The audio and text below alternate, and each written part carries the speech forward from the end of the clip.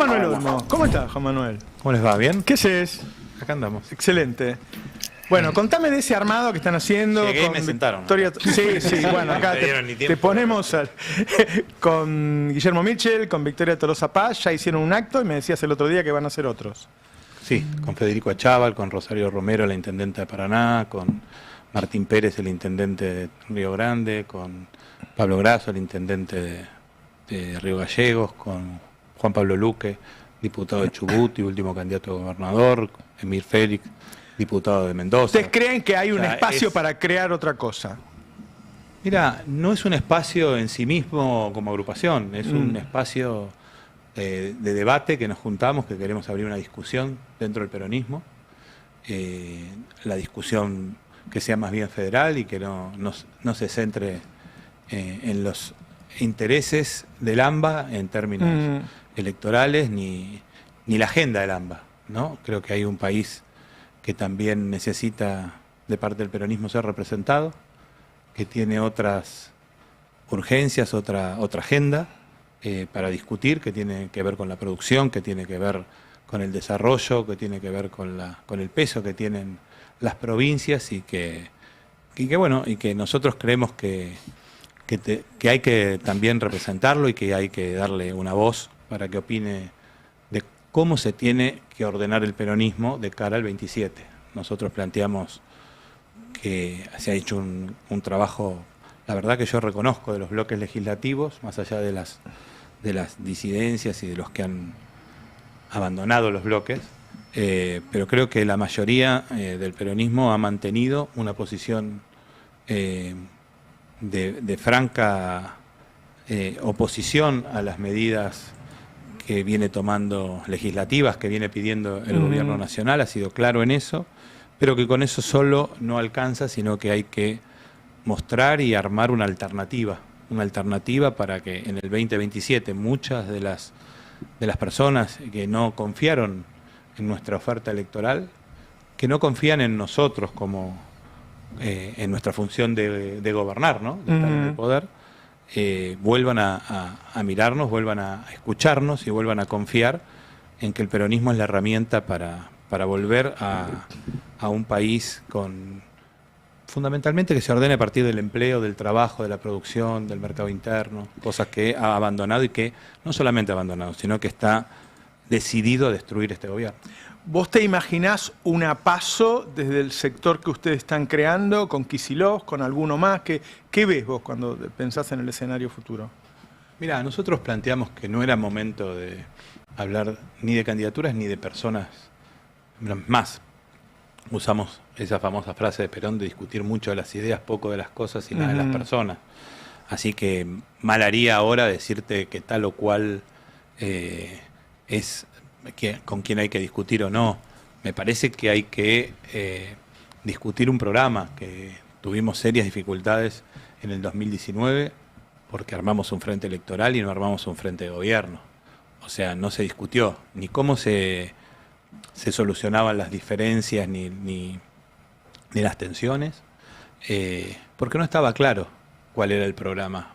En realidad, creo que algunos creían que el programa era uno y otros tenían serias dudas. Digamos, pasó con muchas discusiones que hubo dentro del gobierno. Y me parece que de las experiencias, a modo de autocrítica, hay que aprender y que no podemos ofrecerle eso a la sociedad. Por eso vos me preguntabas por las PASO. Y yo creo que es la herramienta más legítima que hoy tenemos, ¿no? Que el candidato sea validado electoralmente, que sea validado por la soberanía popular en elecciones y además que sea validado también su programa y su propuesta de gobierno. Y eso le va a permitir conducir al peronismo en el gobierno. ¿Vos decís que tiene que haber una PASO que convalide un nuevo liderazgo en el peronismo? Sí, yo creo que tiene que surgir de elecciones. Mirá, las dos etapas, donde desde el regreso de la democracia, ¿no? Porque obviamente desde el surgimiento del peronismo siempre fue la figura de Perón la excluyente. Así todo se lo discutía a Perón. Pero bueno, estoy hablando desde el 83 en adelante, hubo dos etapas de conducción del peronismo.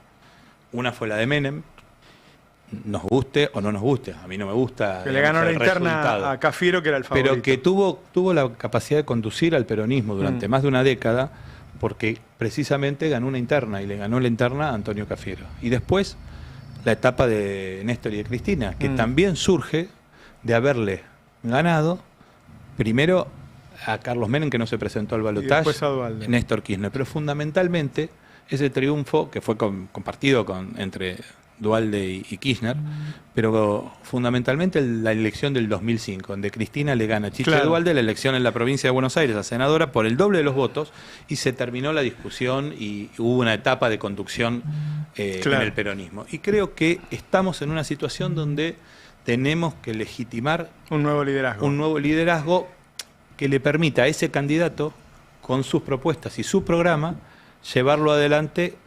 Porque el peronismo, cuando hay un liderazgo, hay un ordenamiento y hay una verticalidad. Me cuesta pensar, cuando miro todos los partidos, qué candidatos hay para la próxima presidencia, y el único que me aparece es Kicillof.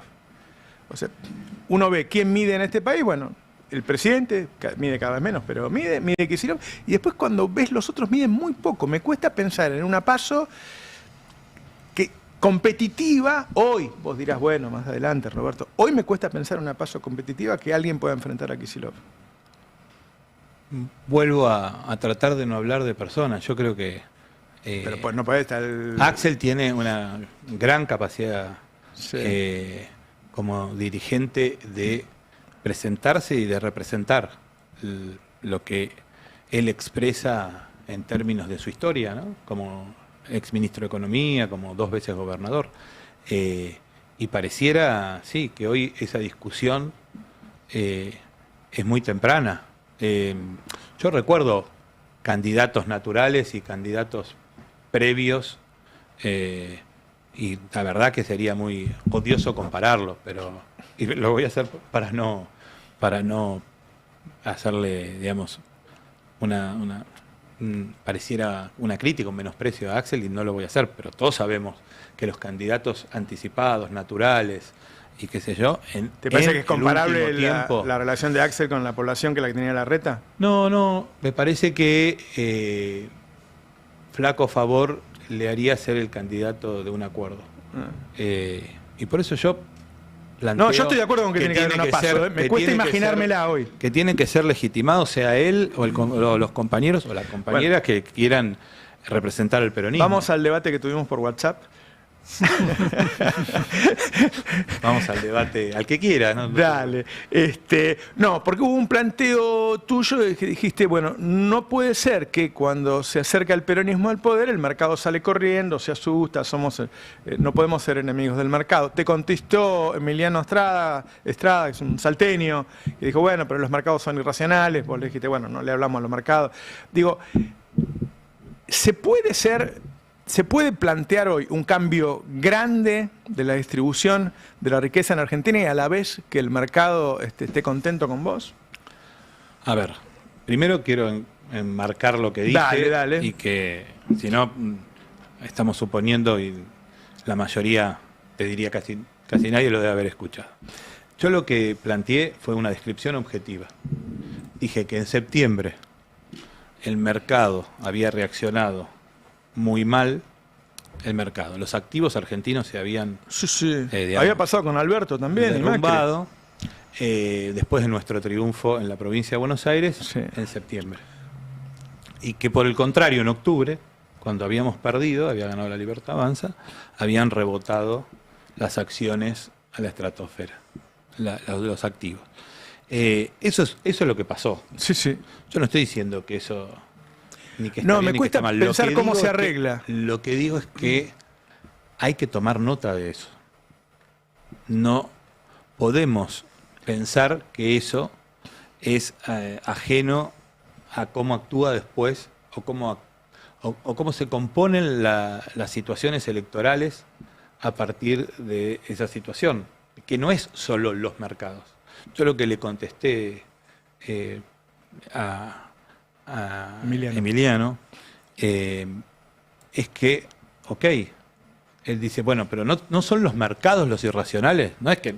Y eso lleva una premisa, entonces nosotros no tenemos que decir nada, no tenemos que cambiar nada, nos tenemos que sentar, tenemos que esperar que el péndulo vuelva ante el fracaso de Milei, que vuelva al peronismo, y a mí me parece que no sucede porque no son solamente los mercados. Y además le contesté, no, yo no trabajo para los mercados, trabajo para que gane el peronismo. Claro. Entonces yo lo que estoy planteando es que nosotros tenemos que discutir cómo hacemos para dar cierta confiabilidad a determinado sector social que tiene que volver a elegirnos. Ahí porque está tenemos un sistema de balotaje. ¿Y cómo se hace Entonces, eso? yo no creo que sean solamente en los mercados. Yo creo que mucha gente fue a votar con miedo, porque si no nos explica cómo en la provincia de Buenos Aires pasamos a perder por una centésima, que tampoco el escrutinio definitivo fue 41,99 a 41,66, pero así todo habíamos ganado por 14 puntos. Pero contéstame cómo se cambió? hace, cómo se hace, qué Bueno, hay que yo hacer creo para que que hay los mercados no salgan corriendo. Yo creo que hay que discutir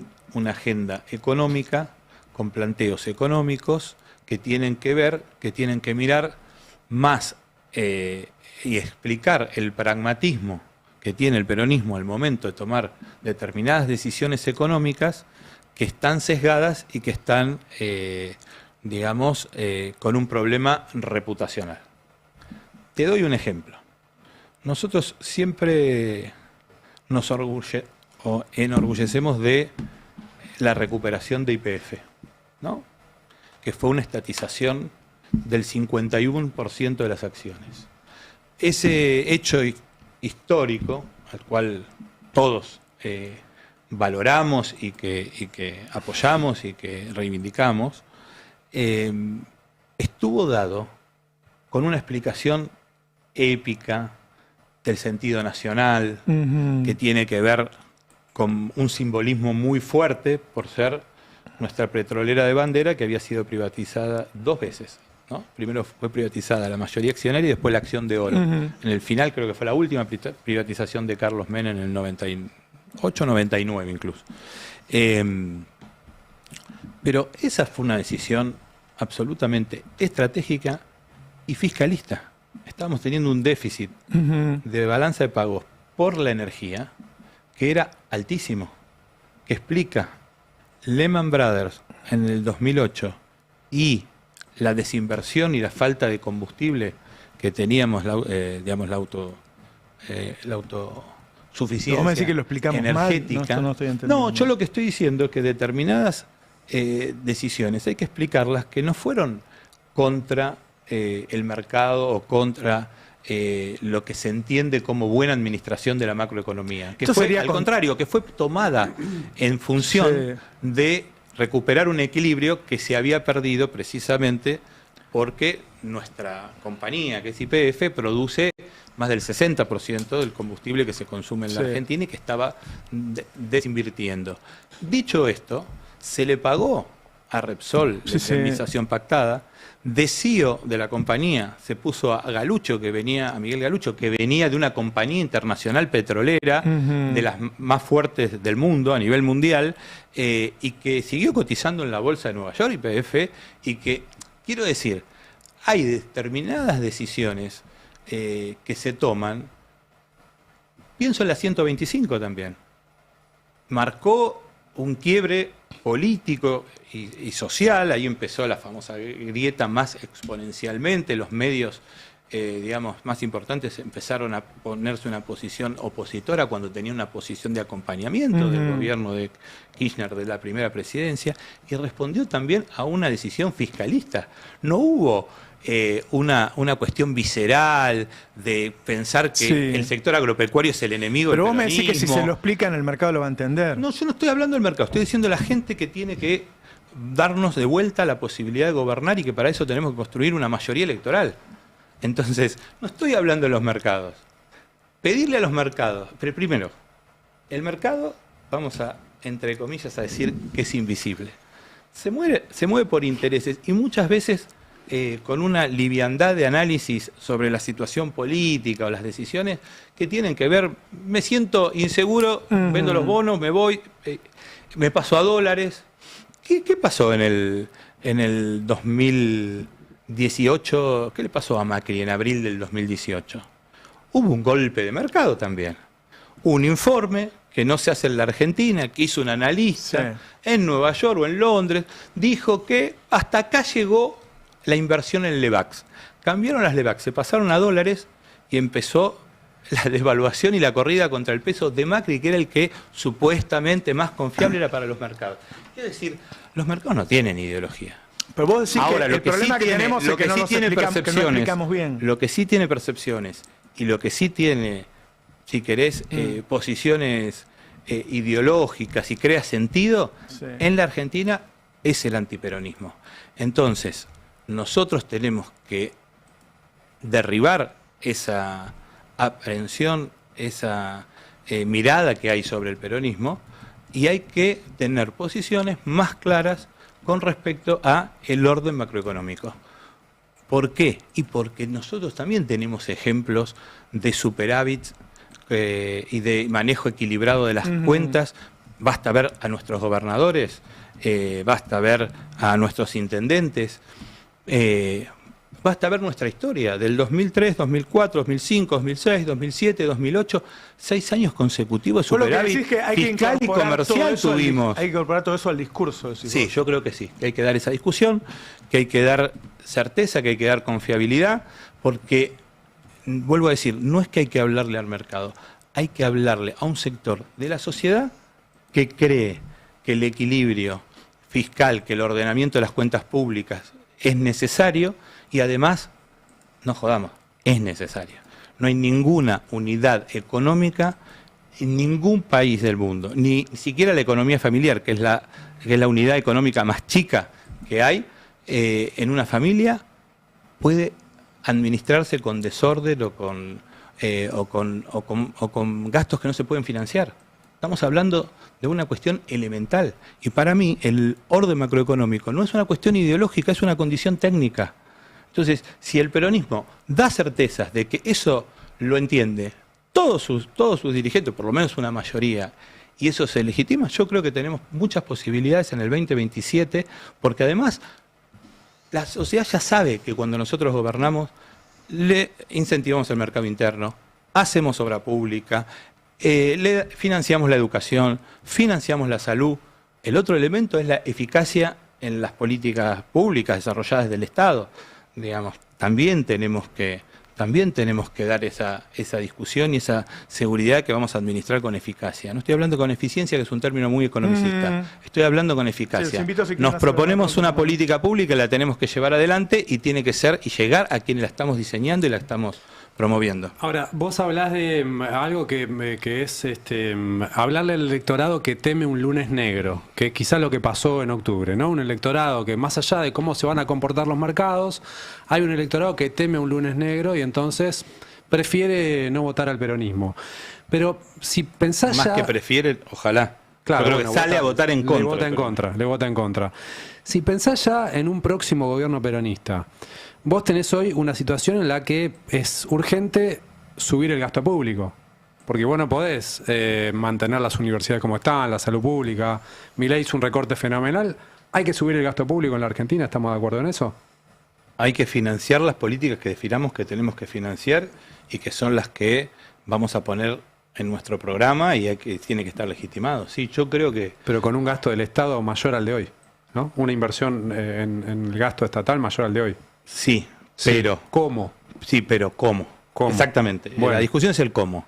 Nosotros hoy tenemos, o estamos viendo, digamos, ¿no?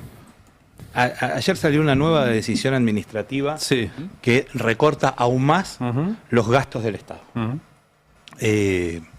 So pretexto de un superávit fiscal que es muy discutido, ¿no? Porque si se capitalizan intereses de la deuda que tomó el Tesoro, que era del Banco Central, cuestiones muy técnicas, pero que además, que es los que saben de técnica de presupuesto, te explican lo que es esconder bajo la línea determinado déficit que tiene que ver con el déficit financiero. Bueno, son un montón de cuestiones técnicas, pero vamos a una cuestión concreta. La recaudación entre el 2003 y el 2008, y después algunos periodos también entre el 2008 y el 2015, subía. Y subía producto de que se aumentaba la actividad económica. Bueno. Entonces, yo lo que creo es que hay que crecer y distribuir. ¿Por qué te digo esto? Porque nosotros en el documento que hicimos el 1 de mayo pusimos una premisa que también se dio una discusión, algún economista de nuestro espacio salió a cuestionarla y creo que la interpretó mal. Nosotros dijimos en una de las cuestiones que planteamos en el documento, no se puede distribuir la riqueza que no se crea. Y entonces ahí empieza toda una discusión de la distribución. Hay que primero distribuir y después crecer, o primero crecer y después distribuir. Y yo creo que las dos están mal. Yo creo que hay que crecer distribuyendo. Está bien. ¿Por qué te digo esto? Eso lo lográs. Porque esto ya pasó. Ya lo hizo Néstor. Eso lo lográs. Y lo hizo también Cristina en algunos de los años de sus dos gobiernos. Lo lográs cuando se pone en movimiento la máquina, ¿no? En mediano plazo lográs que el crecimiento económico te genere mayor recaudación. Ahora, vos llegás al poder el 10 de diciembre del 27 con un gasto público pulverizado, que hace que la educación pública sea un desastre, la salud pública... Bueno, cada área en la que mires hay que poner guita. Tenés que poner guita de manera urgente. Esto, bueno, mi diagnóstico, podés coincidir o no. Pero ¿cuál es tu planteo? No te entiendo. ¿Cómo haces ¿cómo haces para poner guita de manera urgente si no es aumentando impuestos a determinados sectores de la sociedad? ¿Vos estás hablando de emitir? No. Estoy diciendo que tenés que aumentar impuestos para respetar el equilibrio fiscal. No, bueno, porque no entremos ahora que no entiendo. Perdón, no entiendo cuál es. Yo te digo, nosotros tenemos ejemplos virtuosos de haber hecho distribución creciendo. Fue en los primeros años, bueno, todo el gobierno de Néstor y hasta la crisis de Lehman Brothers, que hubo que cambiar y hubo que financiar. ¿Por qué? Y bueno, porque como hicimos también en la pandemia, cuando vos tenés que sostener el empleo, porque son puestos de trabajo que si no se pierden, como fue en el 2008, sostener 2009 a las automotrices. Un año de crecimiento, de presión internacional por la crisis que te acabo de decir. Yo no me niego a que el Estado tenga una función específica de mantener los equilibrios. Lo que digo es que esto se tiene que hacer de manera virtuosa. Hoy el ajuste es ajuste sobre ajuste sobre ajuste y cada vez recaudan menos. Cae la recaudación, tienen mayor necesidad de ajuste. Es un círculo vicioso que va a llevar a una situación que va a dejar pauperizado no solamente los ingresos, sino destruidos empleos y destruidas unidades productivas, que tiene que ver con todo el entramado PYME que hoy está sufriendo este modelo. Yo creo que tenemos que pasar al modelo más virtuoso del peronismo. Juan Manuel, ¿la siguen en Batalla Cultural? Invítalo. Dale, sí. Bueno, sí, acá al aire, lo comprometo. Seguramente me va a decir que sí, ¿no? Vamos a ver. Compromisos así a las apuradas tampoco, nunca tomo. Bien, muchas gracias por acompañarnos, Juan Manuel. Gracias, bueno, ya nos vamos. Le mando un abrazo a todos y los dejo con Adrián Murano. Chao.